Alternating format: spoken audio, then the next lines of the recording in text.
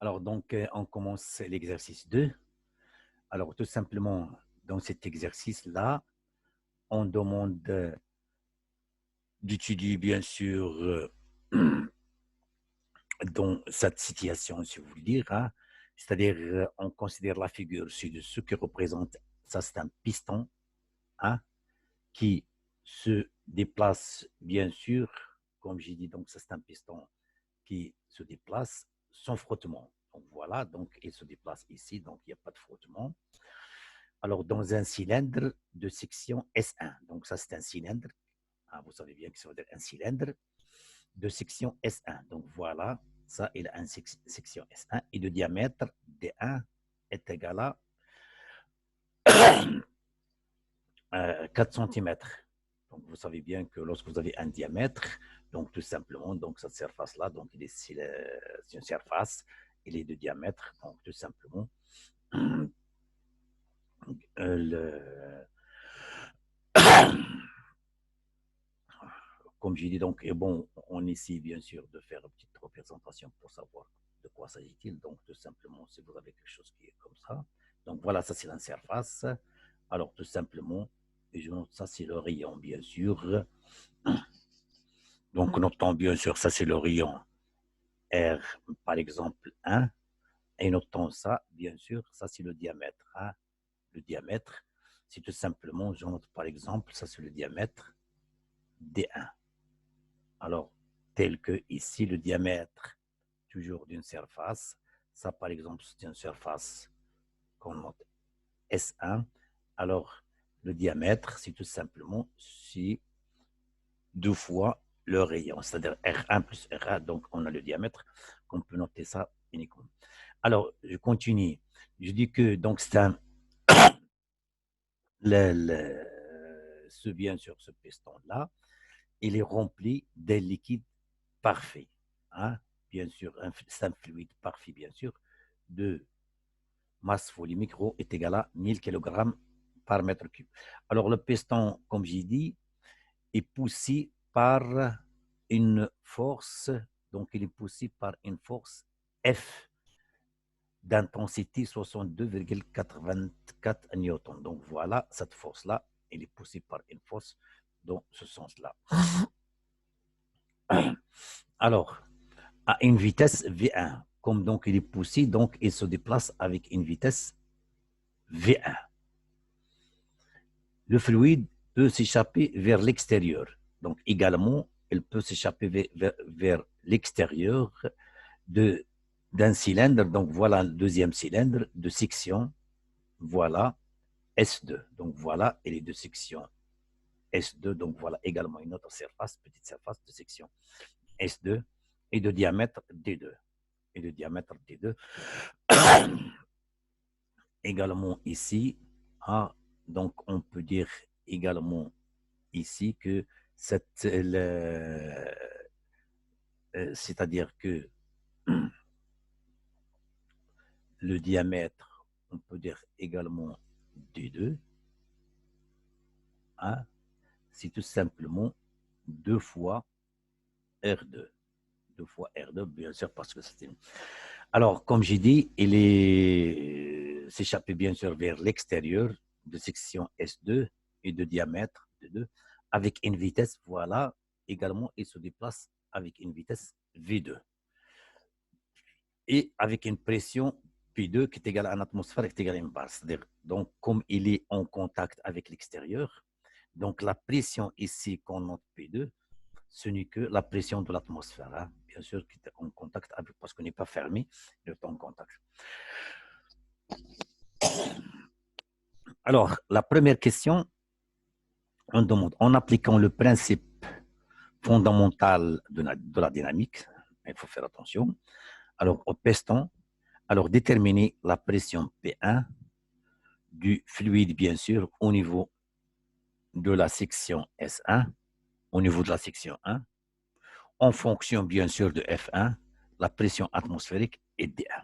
Ça, c'est la première question qu'on essaie de répondre à ça. Donc, c'est clair. Donc, si on cherche, bien sûr, à appliquer le principe fondamental de la dynamique, ça veut dire le principe fondamental de la dynamique, c'est-à-dire que la somme, tout simplement, des forces extérieures qui sont appliquées sur votre système, la somme de toutes les forces extérieures hein, qu'on applique ici, c'est-à-dire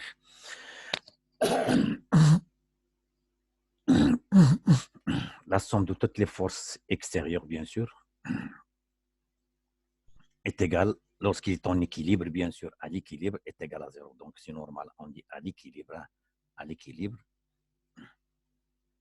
à l'équilibre, tout simplement, la somme de toutes les forces extérieures est égale à 0 si à l'équilibre. Sinon, est égal à, bien sûr, à m fois l'accélération. Sinon, donc, sinon, alors tout simplement, est égal à la masse fois, bien sûr, l'accélération. On a déjà parlé de ça, on a déjà défini ça. L'accélération, c'est la dérivée de la vitesse par rapport à l'été, etc.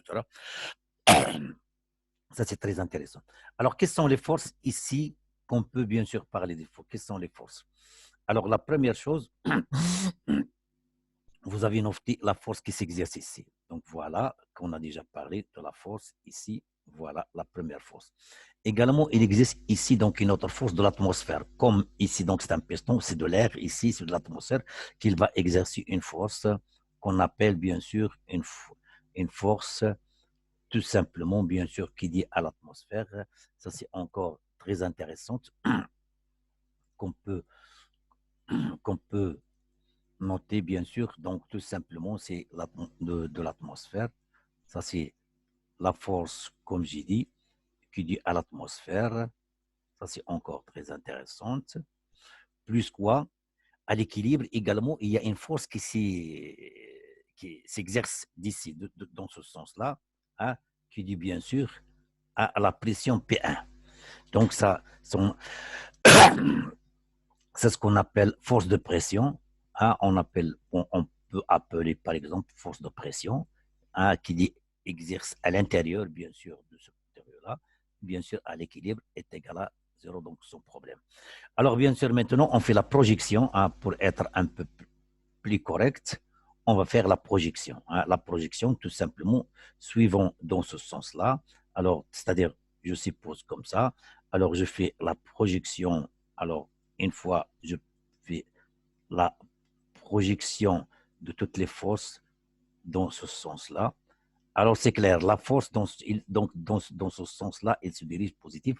Ça, c'est quoi? C'est la force F qui est positive. Plus quoi? Bien sûr, ici encore, c'est plus.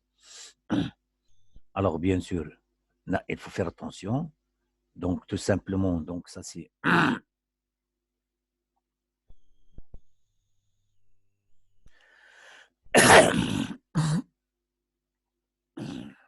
Donc, je peux encore appliquer mon système, comme j'ai dit, plus la force, attention, il est plus également la force de l'atmosphère, elle existe dans ce sens-là. Hein. Ça, c'est la force de l'atmosphère, elle est dans ce sens-là. Hein. Donc, comme elle est dans ce sens-là, donc bien sûr, on fait la projection, ça, ce qui est intéressant. Comme on fait bien sûr ici, donc ça, c'est bien. Alors, comme j'ai fait la projection, alors ça, c'est la force, bien sûr, comme j'ai dit, de l'atmosphère qui s'exerce ici. Alors, mais par contre, ici, F de la pression, il s'exerce dans l'autre sens, au sens opposé, c'est-à-dire qu'il y a un signe moins. C'est-à-dire moins, bien sûr, F, la force, on dit bien sûr de la pression, et ça, le T est égal à 0, c'est normal. Alors, donc, la force F, bien sûr, c'est déjà qu'on a noté. Et on applique la définition qui nous dit quoi, la définition, c'est quoi? C'est tout simplement à quoi est égale d'une manière générale la force. À quoi est égale la force? Vous vous rappelez bien, c'est tout simplement c'est la pression multipliée par la surface. Ça déjà, on a déjà défini, on a déjà parlé de ça, c'est sans problème. Alors, donc, à quoi est égal? Ça égale à tout simplement, ça c'est la force, plus quoi?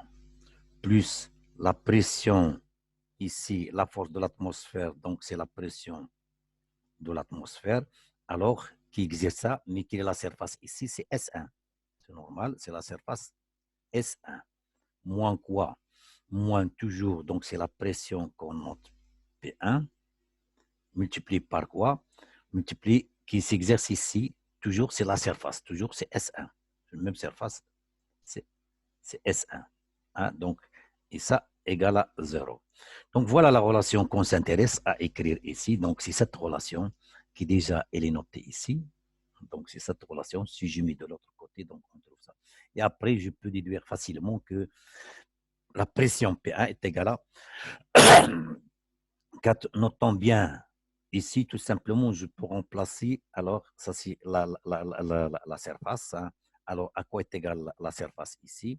Encore. À quoi est égale la surface? Hein? C'est quoi? C'est tout simplement, c'est pi fois R1 au carré. Alors, c'est quoi R et carré d'après qu'on a défini? C'est 10 sur 1 sur 2. C'est-à-dire, tout simplement, c'est P. Alors, c'est D1 divisé par 2, le tout au carré. Alors, divisé par 1, tout simplement, P fois D1, donc D1 au carré. Donc, c'est tout simplement, ce n'est que D au carré divisé par 4. Attention, je dis que ça, c'est 2. Ça, c'est 2.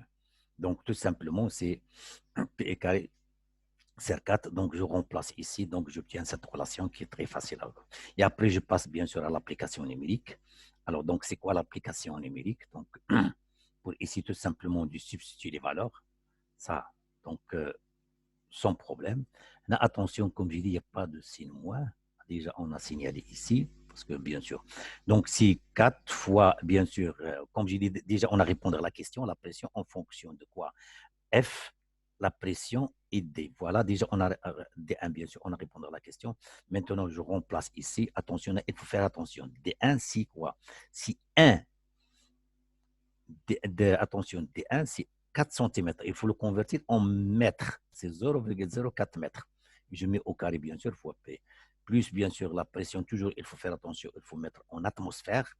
Parce que vous avez que la pression de l'atmosphère, c'est 10 à la puissance 5 Pascal. Bien sûr, comme ça, pour que je trouve ça. Alors, normalement, le résultat que je trouve, alors, quand je fais ici les calculs normalement, c'est quoi? C'est à peu près, bien sûr, on a déjà signalé ici, donc, sans problème. Donc, si les valeurs qu'on a déjà notées et on a déjà établi, si avant de faire ça, c'est calculé, c'est à peu près 1000.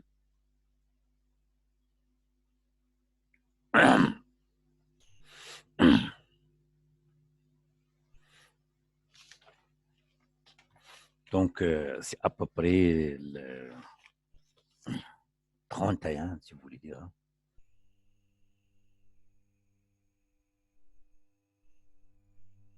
Donc, c'est à peu près, donc,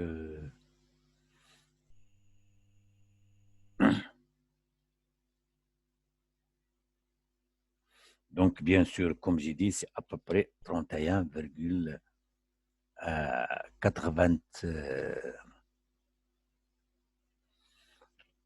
C'est à peu près, attention, 85, bien sûr, Pascal. D'accord? C'est 81 Pascal. Alors, donc, une fois, donc, ouais, et ça, je peux le convertir en bar. En bar, c'est 10 à la puissance, bien sûr, 5. C'est 1, 2, 3, 4, ça donne 1,5 bar. D'accord? Normalement, avant, il faut trouver ça et après, il faut remplacer. Alors, maintenant, bien sûr, la deuxième question, on demande quoi? On demande tout simplement de écrire l'équation de continuité. Donc, c'est quoi le quotient de V2? Et puis, on détermine bien sûr l'expression de la vitesse V1 en fonction de V2. Alors, donc, voilà la vitesse V1. Donc, voilà, c'est la relation de continuité, c'est-à-dire la vitesse V1 fois la surface S1 est égale à la vitesse V2 fois la surface D2. Donc, c'est ça la définition de la relation de continuité qu'on a déjà déterminée le cours, hein, de telle manière. Alors, donc, une fois que je remplace ici, donc V1, V2, je divise par S1. Quand je remplace S2 et S1 d'après les définitions qu'on a déjà données, S1, P R1 au carré, c'est-à-dire pi D1 au carré sur 4. La même chose S2, la même chose S2 tout simplement, c'est pi fois D2 au carré, S2 c'est pi fois D2 au carré divisé par 4 quand je remplace. Alors, et je simplifie, donc je trouve, c'est facile cette relation, quand je simplifie P avec P extra, il me reste 1 sur 4 au carré au D. Donc, c'est ni que cette relation, finalement, j'arrive à ça. Alors, après la question suivante, troisième, en appliquant la relation de Bernoulli, bien sûr, déterminer la vitesse d'écoulement V2 en fonction de P1, bien sûr, la pression atmosphérique et ρ. C'est ce qui est encore très intéressant. Ça. Et déjà, il dit que Z1 est égal à Z2, c'est normal parce qu'il est horizontal. Hein, comme il est horizontal, donc Z1 est égal à Z2. Donc, ça, c'est encore très intéressant. Donc, voilà l'équation de Bernoulli. L'équation de Bernoulli, vous savez quoi? C'est quoi? Donc, c'est 1 demi V au carré plus quoi? Plus tout simplement la pression divisé par ρ, plus quoi? Plus G fois Z, qui est égal à une constante. Voilà, qui est égal à toujours, alors qui est égal à une constante. Donc, c'est ça la relation de Bernoulli qu'on a déjà développée extra. Alors, si vous avez deux sections, on note que 1 demi V1 au carré plus P1 sur ρ plus GZ1 est égal à 1 demi V2 au carré plus ρ2 plus P2 sur ρ plus GZ2. Et une fois donc on arrange ça, donc si une fois j'arrange, donc je trouve cette équation, on peut également écrire, ça c'est la relation de Bernoulli. Alors comme j'ai dit ici, Z1 est égal à Z2, donc le terme donc il s'annule, et il ne reste uniquement cette partie-là qui est très intéressante. Qu'on peut noter ici parce que c'est bien, c'est très intéressant pour essayer de comprendre de quoi s'agit-il exactement. Alors, tout simplement pour être un peu clair, c'est-à-dire ce terme-là qu'on s'intéresse à développer, c'est-à-dire 1 demi V2 au carré moins 1 demi V1 est égal à 1 demi quand je remplace V1 par 1 sur 16 au carré V2 parce qu'on a déjà montré cette relation-là. Alors, quand j'ai mis V2 facteur et 1 demi-facteur, donc voilà, c'est 1 moins 1 sur 16 au carré. Alors, je mets au même dénominateur, je développe ça au carré 1